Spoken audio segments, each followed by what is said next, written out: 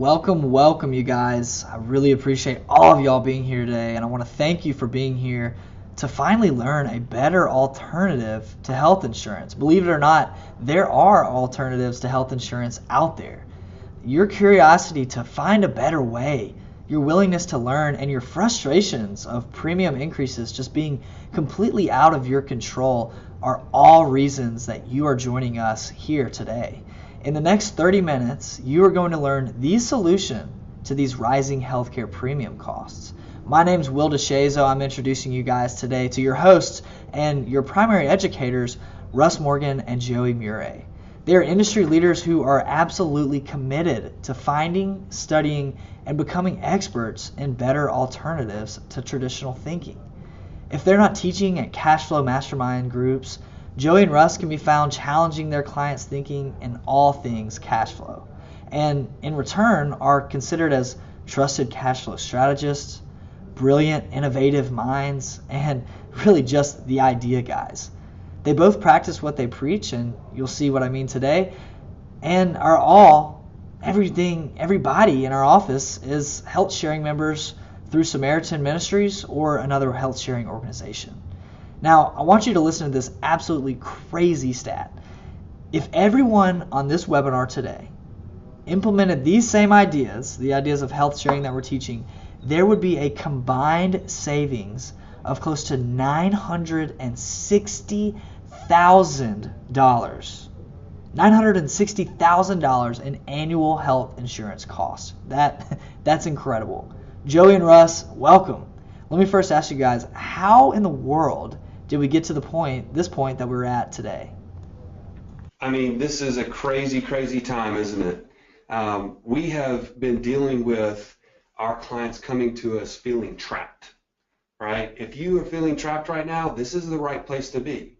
We're going to cover why people are having to have insurance, but then not wanting to pay these premiums and then not wanting to pay these crazy penalties or these personal responsibility costs that they're throwing out there. If you are one of those that is actually paying your own health insurance, this is the place to be. If you're not relying on your employer to provide that, we're going to share some really great insights today. What our firm is about, as Will talked about, is we're trying to help people to create financial freedom. So that formula is really simple. It's passive income must be greater than your monthly expenses at some point, and that's what gives you the option or the choice to say, I no longer want to go to this job tomorrow. Until that point, it's really impossible. So why are we concerned about health insurance? Because one of the largest and continually growing monthly expenses that we're dealing with is health insurance. I mean, Russ, how many times a week are we hearing that this is a problem for our clients? My phone's blowing up. I know you're listening to this because you're sick and tired of what's happening with not only our government, but how it's affected us in healthcare. I mean, the fact that we are sitting here today on a call just to talk about the fact that our healthcare premiums are going up 50, 60, 70%, and we're going to kind of get into some of those stats in a second. Yeah, hey guys, I just actually had a question come in or a comment talking about health insurance being up over 80%, and that's a family premium. So just wanted to let you guys know that. That's definitely Unreal. Yeah, I mean, the phone calls we've had are really, it's absurd. And I think a lot of us don't even understand what's going on. Exactly. I mean, just yesterday someone told me, Joey, it feels like I need to have like a degree in insurance just to be able to read this stuff. Well, I've tried to read it. I've sat down with my brother-in-law, who's an orthopedic surgeon, and I've tried to get him to show me what some of this stuff means. And it really is. It's gotten to be part of the problem. But really, our real hurdle that we're facing right now that I see, Joey, it comes back to the fact that, yes, our premiums are up. As you just said, Will, 80%. Here in Birmingham, we're seeing 71%. Nashville, 49%. Phoenix, Arizona, Joey, 145% increase. That's unbelievable. Can you imagine you were paying $700 a month for your family, and now it's $1,700 a month? How in the world are you supposed to get ahead, be financially free, as you just said a second ago, if at the same time our expenses are skyrocketing. You're spending $20,000 a year just for the right to pay health insurance. That doesn't even include the cost of what it would actually, what the co-pays, the deductibles. Yeah, don't forget deductibles. I mean, you're really paying for the right to pay for your own health insurance or health care. That's ridiculous. Yeah. Right? I mean, ultimately, we need to educate ourselves. I mean, if we boil it down, we have to find a better way. We have to be willing to think outside of the box, though. And that's what we're going to share with you today. Let me ask everybody a quick question. Do you think, based on what we've talked about so far and what you've experienced, can you continue to play the game and expect to ever win? I don't think so. I think the resounding answer is absolutely not. But today, I think, just as we were talking about before, how did we get here, Russ? Yeah, well, we got here because all of a sudden our government mandated that everybody has to have insurance. Now, you know, I'm a free market person. I love the ability for us to be able to buy, pay for, do whatever we want to. But the fact that we're mandated, that we have to buy. And you know what? You and I were sitting here laughing about this yesterday as we were looking through some fine print. If we don't, would you guys like to understand what the penalty or what they call it is? What is it called, Joey? The shared responsibility payment. If you don't have the minimal essential coverage, as they call it, then now there's going to be this shared responsibility payment. Just call it a fee, Russ. Come on. Yeah, well, it's a joke. But really, we're sitting here because we've got people who are unhealthy having to be in the same pool with healthy people. And again, I want you to be able to buy insurance, but if my family is healthy, we know that medical insurance is nothing more than prepaid medical expenses. So all the insurance companies are doing is saying, this is how much I think your family is going to spend on a given year, and that's what we're going to collect from you on a monthly basis. That's the way it works. There's a profit margin built in there. I'm good with them with that. There's some administrative expenses. But when you put in the expenses of someone who's going to spend 2, 3, 10 times more than my family will, then now what's happening, you're seeing it. You're seeing the bottom line affecting our families. Exactly. So I think to kind of cut through some of the clutter, really, you just mentioned it, Russ, it's the pool. The pool is the problem. We've now had too big of a pool. And so if we can just identify down to what's the solution, we need to minimize the pool. We need to get a smaller pool. And today we have a couple of different ways we're going to offer some solutions.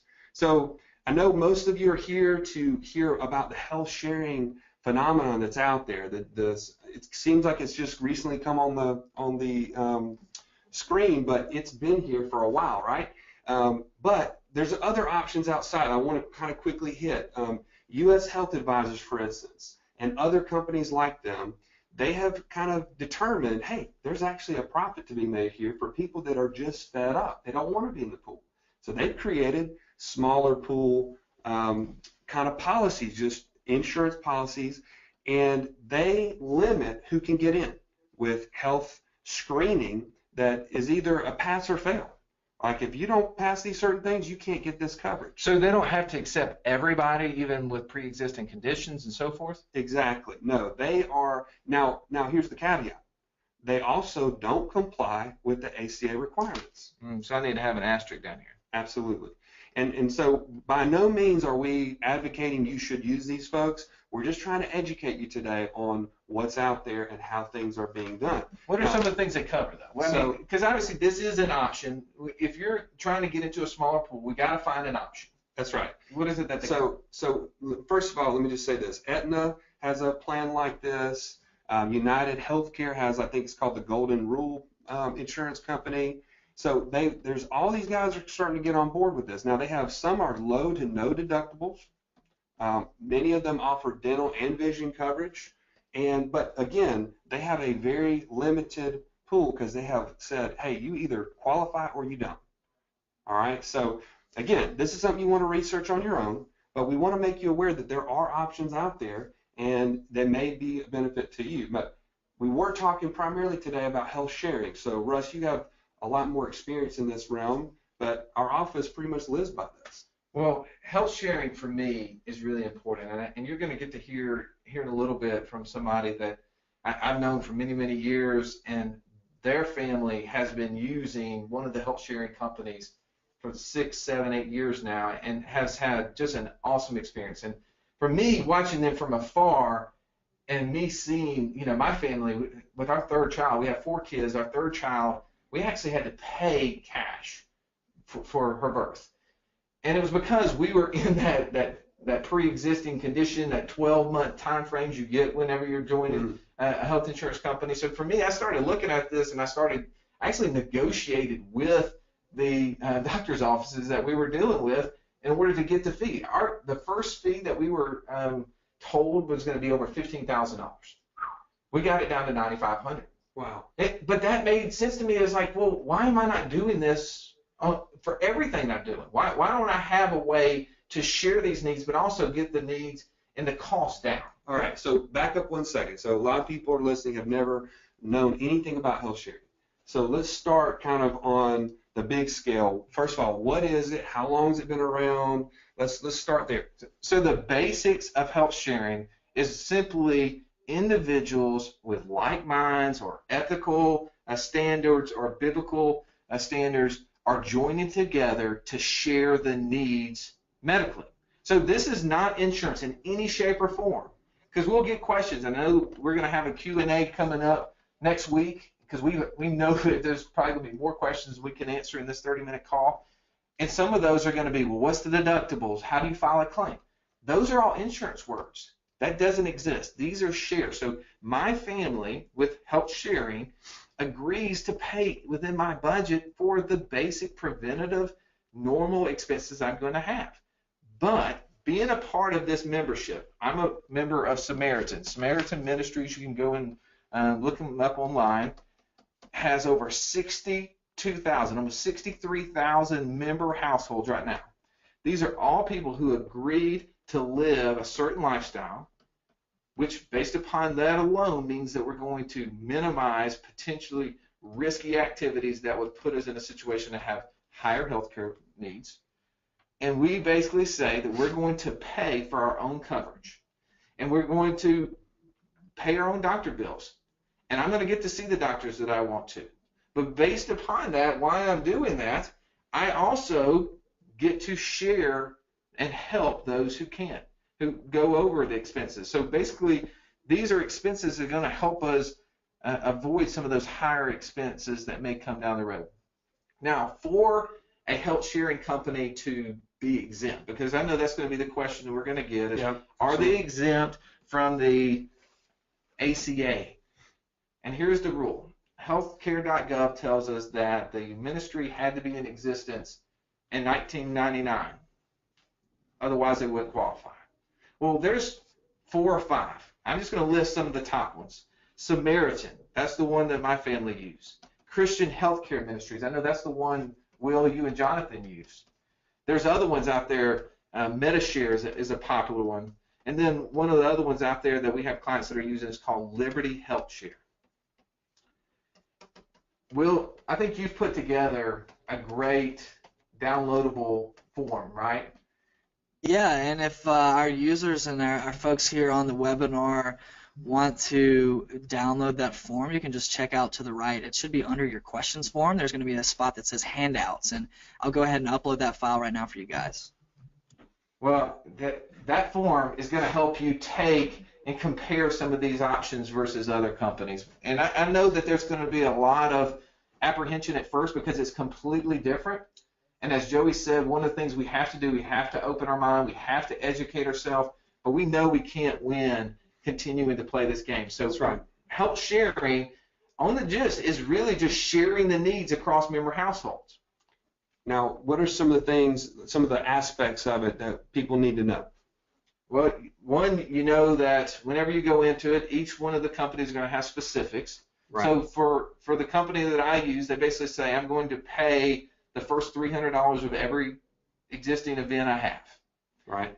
After that, then that would be something I would send to the company, and they would share that through a newsletter. So we get a monthly newsletter that tells us those expenses that for my family, what I'm going to share. So my family of 6, I'm open to tell you guys I spend $495 a month for my family of 6. And we go to the doctor a handful of times a year. Now, obviously, you get the kids with different sniffles and things like that, and you have to go check the ear aches or whatever. And I pay $100, usually $100 office visit every time I go. That's right.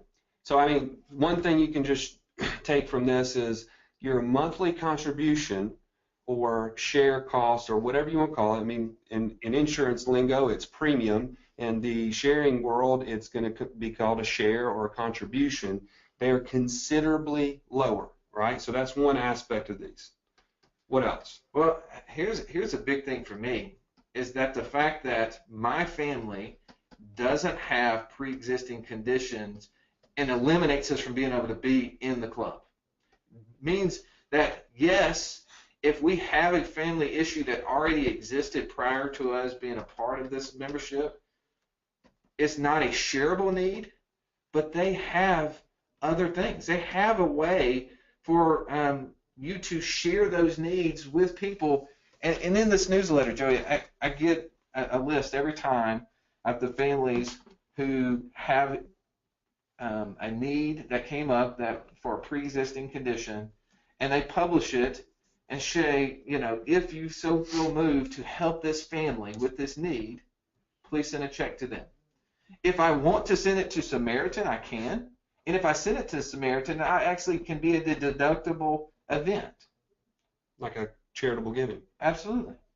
That's And awesome. I know we have done that. We've seen, my wife's a dentist, and we've had people who've had dental expenses that's come up, and that's one of the things that's not shared within Samaritan. And we've sent money to those families as a non-publishable event. Now, how many times, if you had something that wasn't covered by your health insurance, did Blue Cross Blue Shield, United, or Humana, or whoever it was, how many times did they send out a letter to their other policy holders and ask them to send you a check? Yeah, that ain't going to happen. No, it's never going to happen. All right, so now another thing I know I've enjoyed this is that there's really no limit on what doctors you choose. Not all sharing groups do this. Some of them are on a PPO or a limited kind of a doctor pool, but most of them allow you to choose your own doctor, right? That's another thing people need to know. Well, for me, that is a huge one, because I don't want my care dictated by the insurance company or a government. And my practice focuses on people in the healthcare industry, and I see it firsthand what the insurance companies are mandating, either directly or indirectly by reimbursements. And you're seeing that there's more and more nurse practitioners, there's more physician's assistants that are seeing patients, and it's because the doctor's office can't make enough money seeing the amount of patients they have to, so the care is going to get less. And I don't have to have that. I can spend time with my doctor because they know they're getting cash and they don't have to wait. All right, now we're kind of running short on time. I'm going to go ahead and just quickly, they also provide excellent support. When you're calling into these sharing groups, they typically just have somebody you're talking to on the phone right then. They're really excellent to work with. So that's something else that I think is notable, as opposed to sometimes these insurance companies can be very difficult to work with. Well, Joey, I wanted to bring on somebody who I think, in my opinion, can add a lot of light to this. She has had much more experience than any one of us, and she's the reason why I am looking at health sharing personally. And I started doing this 2 years ago with our family. It's the reason why I told you about it. It's the reason why Will and Jonathan, I'm assuming, have started doing it. But is Michelle on the line? I'm here. Michelle, your family has experienced a lot of growth over the last few years. We'll say it that way. Would you mind sharing just some of your experience with health sharing? Because you guys have been doing it the longest, and if you don't mind, just tell a little bit kind of the background of where you guys got started, how long you've been doing it, and just a few experiences would be awesome. Okay. Well, we started with Samaritan in 2012, December of 2012, And I was really nervous about it. My husband is a physician, and he kind of saw the writing on the wall with insurance and how that was going, and he felt strongly that we should come and try this option. I was really nervous about it because I didn't know what it was going to be like. I really like to know what I'm getting myself into, but I kind of leapt. And the month after we started, I found out I was pregnant with my son. So we got to just immediately work the first need just as soon as we started. And so I called Samaritan, and the man on the phone, when I was telling him about my need, he got me all set up, and then he said, okay, well, I would like to pray for you and the baby if you wouldn't mind.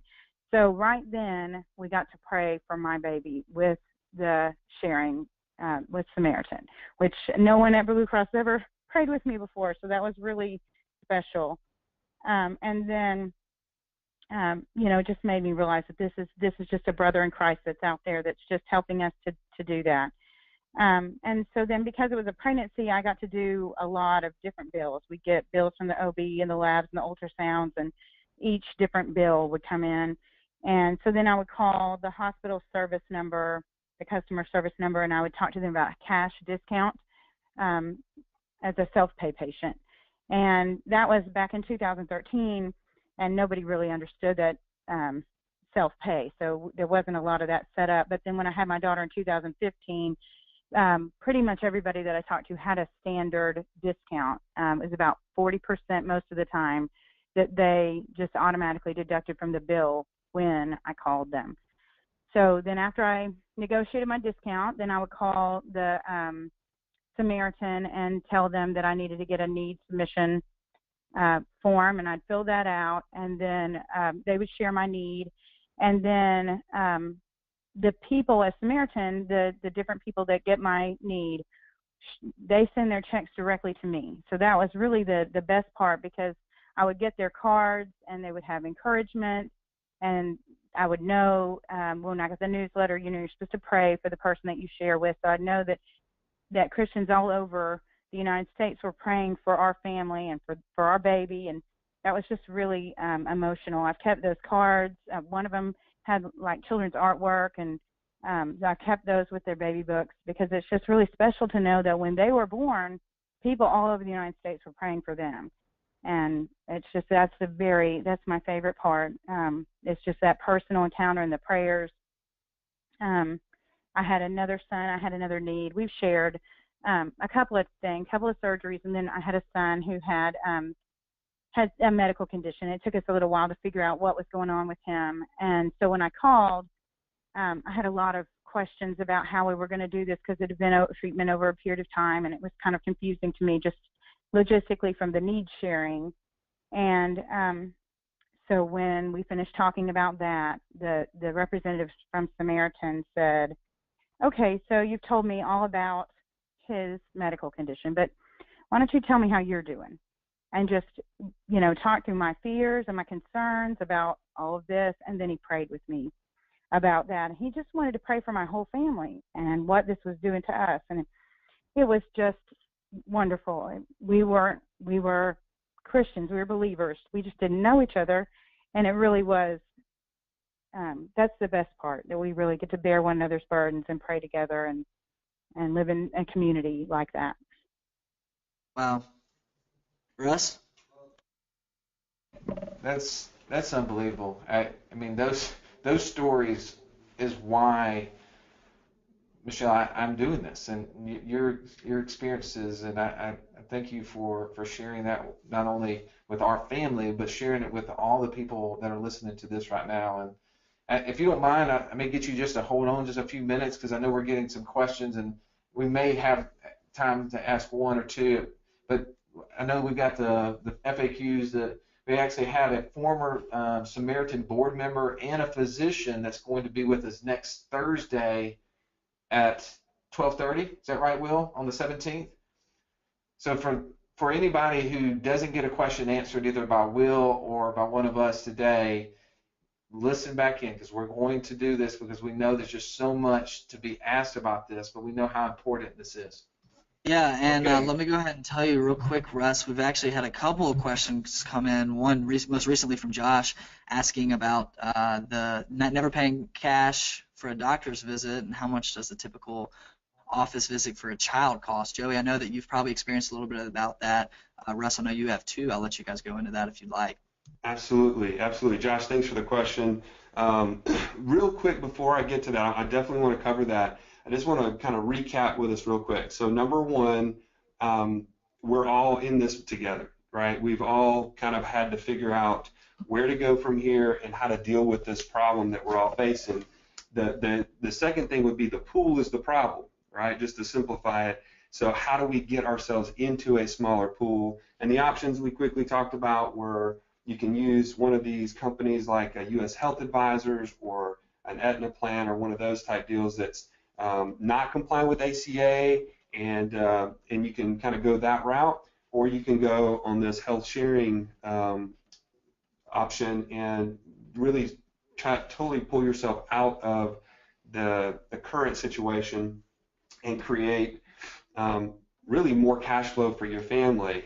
And then, so now we're going to quickly, I just want to share with you my personal experience because this is a very common question that Josh asked. Most people have no idea how much things actually cost when they go to the doctor because the bills are so hard to understand. You get these things in the mail later and you're like, I really don't remember doing any of this stuff. And so you're trying to navigate that. I can just tell you very simply, even when you call the doctor's office, sometimes they are a little unclear and they have to check back and have to get back to you. But real recently, I had tried to make this decision my own. I started looking at Blue Cross options, and they were $1,500 a month for my family of six. And I just said, there's got to be, this is a huge problem here. So I went to the Samaritan option and started paying $4.95 a month, which really allowed me to start putting $1,000 a month aside every single month. Well, most people wonder, how in the world could I ever pay cash for all these expenses that I might have in medical expenses? If you've got $1,000 a month that's being put away on your behalf, I mean, there's very few things that you're not going to be able to pay for that are routine, and even those that are not. And that's one of the things that we're passionate about is helping people to figure out a great place to store that money that will allow you to have a good return and access to the money the whole time. And in the event that you do have a medical issue. So a real personal example, just in the last few weeks, I had to go to the doctor for a sinus infection. And going in, they have a cash payment option right up front. It was $120. This was at an urgent care, by the way, which they're going to charge a little bit more. Joey, are you just asking the doctor? How does that typically work? Are you asking them about cash? Yeah, when I check in, I said I'm a cash patient. So what's the bill for today? And here's something I also learned. If you call ahead and get an appointment, it's even cheaper. So the urgent care wasn't really allowing me to do that, but so $120, and I was in and out, had two shots, all was included in that same fee, and so I just paid cash for that. Um, my wife took my daughter recently to the doctor, and they had an appointment ahead of time. I think it was $75 to $90. But again, shots included, all the main things that you would expect in a regular doctor's visit. It's not like they treated you any differently, but I'm able to pay that because I have $1,000 a month sitting on the sidelines that I now have control of, and I can grow wealth with instead of sending it off to Blue Cross Blue Shield. So you're saying, I mean, this, because what we talked about earlier is that our goal is trying to reach financial freedom.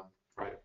That meant that we had to get our income to be greater than our monthly expenses, right? And for us, we would like to create passive income, and that means that we don't have to work for it. Right. But if through this you're saving $1,000 a month, does that mean that you can take that money and you can save it? Absolutely. Okay. Absolutely. Well, we're running short of time, and Will, is there one more just like question that's burning there that you're getting a bunch of that maybe we can answer, and then and then we Yeah, can kind sure. of So Taylor has actually asked us about prescription opportunity to listen. medication. Can you guys mention anything about prescription medication, or shall we discuss a little bit about some of the options that people allow for prescription medications? And Michelle, are you still on? I am. Would you want to answer that? Because I know you've probably filled a lot more prescriptions than we have. We have just on a case by case. We don't have prescriptions that we take on a regular basis, yearly, like diabetes medicine or things like that. But when we go, I use a website called GoodRx. It's just goodrx.com, and you input what the medicine is that's been prescribed, and it will tell you how much the medications are at different stores, locally. And then you just take that and you give it to the pharmacist, your phone. You can hand them your phone like a coupon. And I usually look up the medicine that the doctor's prescribing when I'm in the doctor's office, so that if it's something that's, $400 for a prescription, I can say, is this really what we need to do? Do we need to do this one? Can we get a generic? So that then I can have those conversations right then and reduce. A lot of times they don't even care. They don't know how much each individual medicine costs, so they don't care if you use the brand name or generic, so you can save money there too. We've used GoodRx, and I have seen an example where when I called initially to have the prescription filled, it was going to be like $165. And my wife said, no, go to goodrx.com. And I went on there, and it was like literally $25. It was crazy, the differences. So it is having some of these insights of what's going on so that you can reduce the cost, because really the medical expenses out there don't have to be this high. And so really I want to encourage you to go onto that downloadable site and get the comparables that Will has put together. And we spent a good deal of time. We're going to keep updating that, but don't worry. If you don't get all your questions answered today, then let's make sure you get on the next call. That's going to be next Thursday at 12:30. We're going to have a physician on the call. He's going to be able to answer your questions, specifically how his office treats cash patients. And he's actually one of the doctors that actually accepts cash and tells you on his website what the fee is going to be. And then we're going to have someone that worked for on actually the board for one of the health sharing companies that we're talking to, and they're going to be able to ask maybe more specific related questions to how you do different things and what you could expect. So thank you so much for listening in. I know it's important for you to be financially free, and these sort of things are what we feel like are going to get you there.